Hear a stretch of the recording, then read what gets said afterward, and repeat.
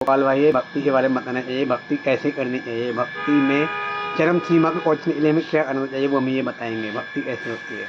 Guys, मेरा नाम गोपाल शर्मा है। मेरे मित्र रवि जी ये इस्कॉन मंदिर से जुड़े हुए हैं और इन्होंने मेरे से एक क्वेश्चन पूछा। हम स्टेडियम गए थे रनिंग करने के लिए, मैं देखो शूज़ वूज पहन के रनिंग करने के मूड से गया था, बट इन्होंने मेरे से पूछ लिया कि गोपाल भाई चलो आप बड़े बनते हो, वृंदावन वासी बनते हो, ये बनते हो, वो बनते हो, चलो आप मेरे को सिर्फ ये बताओ कि इंसान का सबसे बड़ा क्या, भाई रवि, गुण क्या है, गुण क्या है, इंसान का सबसे बड़ा गुण क्या है। मैंने कहा इंसान का सबसे बड़ा गुण वो दयालु भी है और हर एक चीज़ है उसके अंदर, वो अपने इच्छा अनुसार कर सकता है, तो यही सबसे बड़ा गुण है। उसने कहा नहीं और भी कोई गुण है। मैंने कहा यार मुझे तो नहीं पता यार, आप ही बताओ, इस समस्या का समाधान अगर आप ही को पता है तो आप बताओ। तो उन्होंने बोला मेरे को, आप कुछ कहना चाहते हैं रवि जी? नहीं, आप बोलते रहो। तो केकेई जो थी, केकेई ने कैसी माँ थी? मैंने कहा माँ, अगर देखा जाए तो उसने अपने बच्चे के लिए ये सब कुछ किया, तो वो अपने बच्चे के प्रति तो सही थी, मगर उन्होंने कहा नहीं, वो तो हमेशा नेगेटिव रोल के लिए ही जानी जाती है। हम केकेई को जब भी याद करते हैं तो शायद थोड़ा सा नेगेटिव रहते हैं, इस वजह से उनको याद करते हैं। और वो पूरी लाइफ जब जब याद रामायण रहेगी तब तक केकेई का नाम शायद थोड़ा बहुत नेगेटिव में याद किया हमेशा लिया जाएगा उसका नाम, गलत विचार में उसी का नाम आता है, गलत विचारों में उसका नाम लिया जाएगा। आप ये कहना चाह रहे हैं, ठीक है। तो गलत विचार हम वर्ड यूज ना करके माइनस में कर देते हैं कि माइनस में लिया जाएगा, क्योंकि उसने अपने बेटे की खुशी के लिए अपने बड़े बेटे, जिसको राज तिलक मिलना चाहिए था, जो पहले क्या होता था कि अगर आपका बड़ा बेटा है और आप राजा हो तो आपका बड़ा बेटा ही सीट पे बैठेगा, आपकी गद्दी पे बैठेगा और वो राज्य करेगा। इन सब के बावजूद केकेई ने क्या किया, अपने छोटे बेटे को कहा कि मेरा छोटा बेटा राजा बनेगा और जो हमारा बड़ा बेटा है वो वनवास के लिए जाएगा। तो ये इतनी बड़ी व्यवस्था कैसे हुई, ये इतनी बड़ी सिचुएशन कैसे क्रिएट हो गई? क्या जो केकेई थी उसको किसी ने दबाया, उसको मजबूर किया ये सब करने के लिए, या क्या रहस्य था इस कहानी के पीछे? सच बता रहा हूँ, आज मैं भी, मुझे लग रहा है 40-45 के बीच में हूँ, मुझे नहीं पता आज तक। मैं भी वृंदावन वासी, वृंदावन रहते हैं हम वहाँ भी और नोएडा भी रहते हैं, मगर मुझे भी नहीं पता, सच बता रहा हूँ। हो सकता है आप सबको बताओ, मगर मुझे ये पहली बार पता चला। तो मैंने कहा चलो लेट्स मेक अ वीडियो, और वीडियो ही एक ऐसा माध्यम है कि हम ग्लोबली जुड़ सकते हैं और एक जो अपने विचार है, अपने विचार हम ऑडियंस के साथ प्रकट कर सकते हैं और अपनी नॉलेज को ब्रॉड कर सकते हैं, बढ़ा सकते हैं। तो मैं थोड़ा तेज बोल रहा हूँ गाइस, सॉरी आपको ऐसा लग रहा होगा।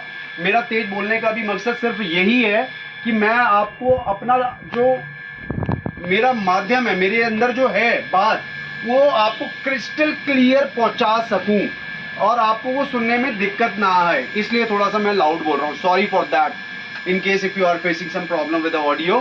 तो मेरे दोस्त ने, रवि जी ने मेरे को अभी बताया चलते चलते, जो केकेई थी, और जब राम जी और ये सब भाई छोटे थे, तो जैसे हम आँख मिचोली खेलते हैं, या छोटे छोटे जो बच्चे गेम खेलते हैं, 9-10 साल के बच्चे जैसे गेम खेलते हैं, तो वो गेम खेल रहे थे, क्या गेम खेल रहे थे?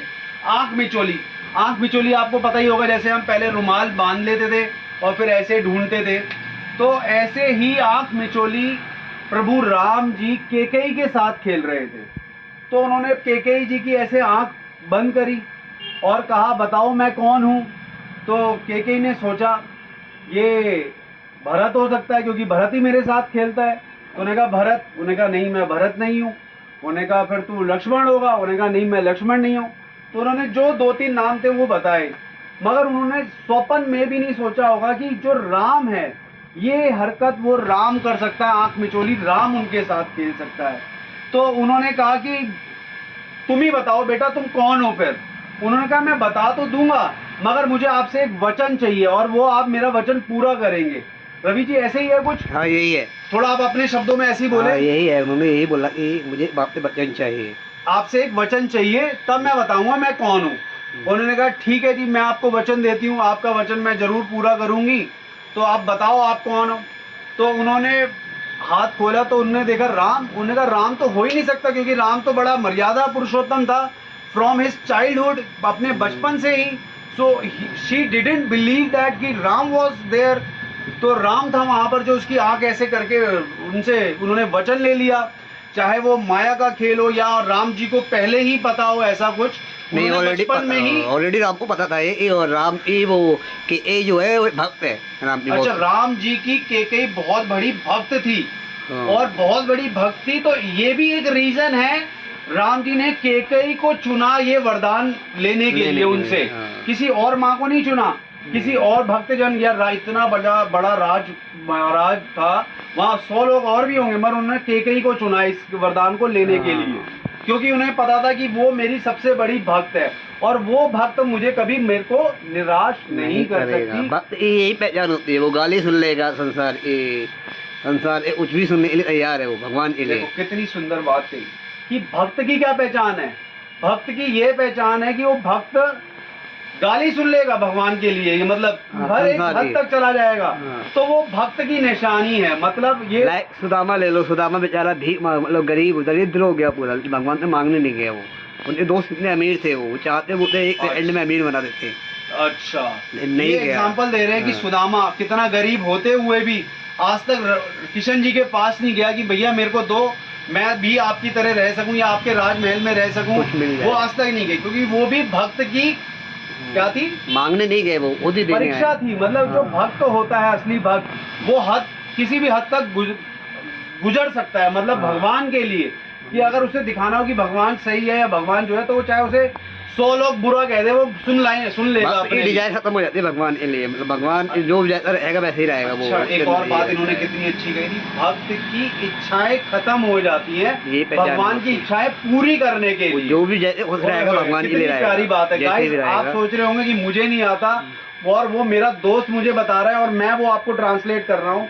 गाइस ऐसा होता है अक्सर, हम शायद भगवान ने मेरे को वो आवाज या वो बोलने का तरीका दिया है, शायद जैसे ऑफिस में ही ले लेते हैं हम, कई बार ट्रेनर होते हैं और पॉइंट पे आ जाओ वापस, चलो दोस्त कह रहा है कम टू द पॉइंट, ठीक है, ऑफिस में होते हैं हम कहते हैं ट्रेनर है, पर but we do have a more knowledge as compare, तो वो come back to the situation. तो क्या हुआ, उन्होंने वरदान क्या लिया केकई से, जब आंख खोली उन्होंने कहा अरे राम तू, मैं तो सपन में नहीं सोच सकती थी कि तू हो सकता है, तू तो मर्यादा पुरुषोत्तम है, ये है वो है, और तूने मेरे से वो ले लिया वरदान।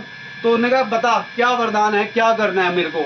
तो उन्होंने कहा जब हम बड़े होंगे और जब बड़े होने के बाद जब राज तिलक की बारी आएगी तो आपको मेरे को वनवास भेजना है और मैं महापुरुषों की सेवा करना चाहता हूँ, जंगल में रहना चाहता हूँ, जंगल में जो बड़े बड़े ऐसे महात्मा है, संत महात्मा है, उनके दर्शन करना चाहता हूँ, उद्धार करना चाहता हूँ, उनका उद्धार करना चाहता हूँ। कई पक्षी हैं, पेड़ पौधे हैं, कई ऐसी जो चीजें हैं जो जिनका मैं सबका उद्धार करना चाहता हूँ। अगर मैं राजा बन गया तो ये कार्य मैं नहीं कर पाऊंगा। तो उन्होंने कहा कि आपको बड़े होके मेरे को जब राज की तिलक की बात आएगी तो मुझे वनवास भेजना होगा, और तो भरत को या जो भी है किसी और को राजा बनाना पड़ेगा। यही है रवि जी बात? यही है। नहीं, ये सुनते ही केकई जो है बेहोश धड़ाम गिर गई। अच्छा, ये सुनते ही केकई जी ने कहा अरे ये क्या पहाड़, ऐसे हो नहीं सकता, राम को मैं 14 साल के लिए वनवास दे दूं या कुछ ऐसा कर दूं। वो वहीं गिर गई और बेहोश हो गई। आया गया दोबारा। और बेहोश होने के बाद, मतलब बेहोश अक्सर वो बंदा होता है जिसके लिए उसको बड़ी बात लगी हो, प्राण से भी ज्यादा मानता है, जो उन्हें प्राण से भी ज्यादा मानता हुआ है। तो जो केकई थी उनको प्राण से भी ज्यादा मानती थी, राम जी को अपने भाई बेटे से भी ज्यादा मानती थी।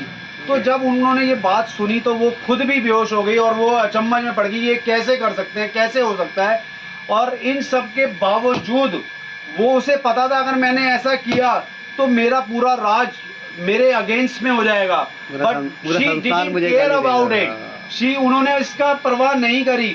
और जब राज तिलक की बारी आई तो वो खुद उन्होंने सबके सामने और निडर होके ऐसे बोला कि नहीं, मेरे को ये राज तिलक ऐसे करना है, और जो भी है उन्होंने अकेले में बोला था। वैसे राम को 14 साल वनवास, राम जी को 14 साल का वनवास, मेरे भरत बेटे को राज तिलक वो अकेले में बोला था उनसे। तो उनके राजा डैडी से, राम जी के राजा डैडी से 2 बार मांगे थे। वो कहानी आप सबको पता है, वो तो आप सबको जग जाहिर है कहानी। मगर जो है कि पत्थर रख के राम से बोला, ये बात बोली, फिर भी दुनिया की गाली सुनी। पत्थर रख के सीने पे पत्थर रखकर ये बात राम जी के डैडी से बोली, और क्या बोलना तो चाह रहे राम हैं? से बोला ये आपको भेजना पड़ेगा, आपको जाना ही होगा, क्योंकि राम के लिए, भगवान की खुशी के लिए भक्त कुछ भी कर सकते हैं, ये सीख मिलती है हमें इससे। अच्छा, भगवान की प्राप्ति के लिए भक्त किसी भी हद और किसी कुछ भी कर सकते हैं मतलब उनकी भगवान खुशी खुश के लिए। रहे हैं, भगवान की खुशी के लिए भक्त कुछ भी कर सकता तो है। भगवान की, राम जी की खुशी थी कि मेरे को 14 साल का वनवास चाहिए, 13 साल और 1 साल कुछ है हाँ। तो चाहिए मुझे, तो उनकी खुशी के लिए केकई ने, कहा कि मैं तेरे लिए दुनिया की बुराई सहने के लिए तैयार हूँ। ओए तेरे लिए राम तू दुनिया अगर चाहता की है, राम अगर बुराई तू सहने के चाहता लिए है, तैयार है। राम अगर तू चाहता है तो मैं उसमें खुश, जिसमें तू खुश उसमें मैं खुश। जिसमें तू खुश राम, तो मैं उसमें खुश, मैं अपनी बुराई में भी खुश हूँ। हाँ। अगर तू चाहता है तो मेरे तो रोने वाले आंसू आ रहे हैं, मगर पता नहीं दुनिया क्या कैसी है, सिचुएशन दुनिया होगी, क्या आपके बोलेगी? सामने हो रही है नहीं हो दुनिया रही? जो बोलेगी बोल दे दो, कोई फर्क नहीं पड़ता। दुनिया मुझे बोलेगी बुरा, मैं सह लूंगी, मगर तेरी खुशी के लिए मैं सब कुछ कर दूं। ये है भक्ति, ये है भक्ति, ये भगवान की चरम भक्ति, सीमा, चरम सीमा। भक्ति और है। केकई की हमें जितना थैंक्स कहना चाहिए वो कहना चाहिए, मगर हम उतना ही नेगेटिव कहते हैं। तो केकई को समझो, ये स्टोरी तो मुझे पहली बार पता चली। ये होता है भक्त की भक्ति, मतलब भक्त भगवान की भक्ति के लिए उसने अपने आप को पूरी जिंदगी, जब जब हम केकई को याद करते हैं बुराइयों के लिए ही याद करते हैं, नेगेटिव चीजों, वो तैयार हो गई, मगर उसकी जो अच्छाई थी वो आज तक किसी को पता ही नहीं है। शायद आप सबको बताओ, मुझे आज इतने सालों बाद 2025 में जाकर पता चली है ये बात। So I am very surprise to hear it, that's why I am making this video for you guys, कि आप भी समझ पाए कि मैंने क्या बोला है और क्या है। इस बार जो भी लाइक करना चाह रहा है वो हरे कृष्ण महामंत्र बोलते, जो भी हमें लाइक करना चाह रहा है, सब्सक्राइब करना चाहता है, महामंत्र बोल के क्या? हाँ बोलो हरे कृष्ण। हरे कृष्णा कृष्णा कृष्णा हरे हरे, हरे राम राम राम हरे हरे, हरे हरि बोल। हरि बोल।